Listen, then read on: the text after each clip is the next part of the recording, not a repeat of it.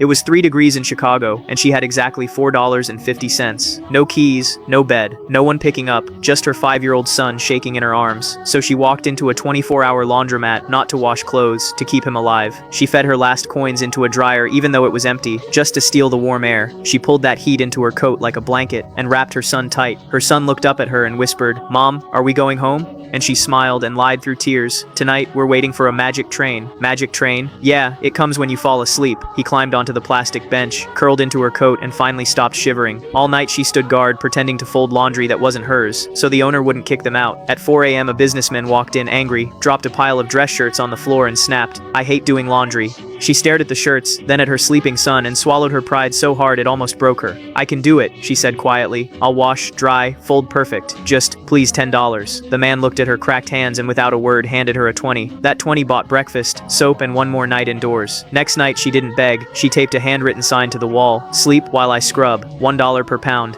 People came, nurses, students, moms on night shift, who understood her eyes. When the machines were full, she washed by hand. Her fingers split open from cheap detergent, but she kept scrubbing anyway, because every clean shirt meant another warm night for her son. 6 months later, she had enough for a tiny room. 2 years later, she bought a used van, and the business got a real name, Mama's Fresh Fold. Years passed, hotels started calling, then luxury buildings. And one day she signed papers to buy the same laundromat where she once pretended to fold laundry all night. On her son's 18th birthday, she handed him a key to his own apartment. He stared at it, confused, and then he hugged her so hard she couldn't breathe, and whispered something that shattered her. "I knew the train wasn't real, Mom. I just needed you to believe it. You were the magic. You always were."